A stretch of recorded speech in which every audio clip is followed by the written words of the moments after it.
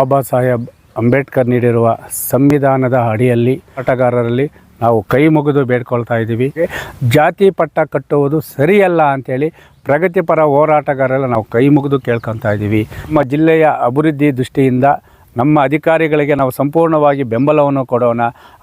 ಬಾಬಾ ಸಾಹೇಬ್ ಅಂಬೇಡ್ಕರ್ ನೀಡಿರುವ ಸಂವಿಧಾನದ ಅಡಿಯಲ್ಲಿ ಹೋರಾಟ ಮಾಡುವ ಎಲ್ಲ ಪ್ರಗತಿಪರ ರೈತಪರ ಕೂಲಿ ಕಾರ್ಮಿಕರ ಪರ ಹೋರಾಟಗಾರರಲ್ಲಿ ನಾವು ಕೈ ಮುಗಿದು ಬೇಡ್ಕೊಳ್ತಾ ಇದ್ದೀವಿ. ಯಾವುದೇ ಅಧಿಕಾರಿ ಸಂವಿಧಾನದ ಅಡಿಯಲ್ಲಿ ಕೆಲಸ ಮಾಡ್ತಾರೆ, ಆ ಅಧಿಕಾರಿಯ ಕರ್ತವ್ಯ ಏನಂದರೆ ಆ ಒಂದು ಜಿಲ್ಲೆಯ ಅಭಿವೃದ್ಧಿಗೆ ಆದ್ಯತೆ ನೀಡುವ ಜೊತೆಗೆ ಕೂಲಿ ಕಾರ್ಮಿಕರ ಜನಸಾಮಾನ್ಯರ ಸಮಸ್ಯೆಗಳನ್ನು ಜ್ವಲಂತ ಸಮಸ್ಯೆಗಳನ್ನು ಬಗೆಹರಿಸಬೇಕಾದ ಒಂದು ಉನ್ನತ ಸ್ಥಾನದಲ್ಲಿರುವ ಅಧಿಕಾರಿಗಳಿಗೆ ನಾವು ಪ್ರಗತಿಪರ ಚಿಂತಕರಾಗಿ ಪ್ರಗತಿಪರ ರೈತಪರ ಹೋರಾಟಗಾರರಾಗಿ ದಲಿತ ಪರ ಹೋರಾಟಗಾರರಾಗಿ ಜಾತಿ ಪಟ್ಟ ಕಟ್ಟುವುದು ಸರಿಯಲ್ಲ ಅಂಥೇಳಿ ಪ್ರಗತಿಪರ ಹೋರಾಟಗಾರರಲ್ಲಿ ನಾವು ಕೈ ಮುಗಿದು ಕೇಳ್ಕೊತಾ ಇದ್ದೀವಿ.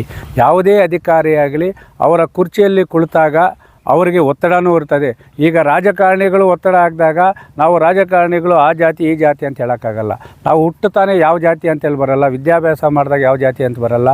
ನಾವು ಸಂವಿಧಾನದ ಅಡಿಯಲ್ಲಿ ಕೆಲಸ ನಿರ್ವಹಿಸುವಾಗ ನಾವು ಈ ಕೋಲಾರ ಜಿಲ್ಲೆಯ ಜ್ವಲಂತ ಸಮಸ್ಯೆಗಳಿಗೆ ಮತ್ತು ಅಭಿವೃದ್ಧಿಗೆ ಹೆಚ್ಚಿನ ಆದ್ಯತೆ ನೀಡಬೇಕಾದಂಥ ಹಿರಿಯ ಅಧಿಕಾರಿಗಳ ಮೇಲೆ ಒತ್ತಡ ಏನಾದರೂ ಇದ್ದರೆ ಅವರಿಗೆ ಉನ್ನತ ಅಧಿಕಾರಿಗಳಂತಿದ್ದಾರೆ, ಡಿ ಸಿ ಅವರಿದ್ದಾರೆ, ಕಂದಾಯ ಮಂತ್ರಿಗಳಿದ್ದಾರೆ, ಸರ್ಕಾರ ಇದೆ.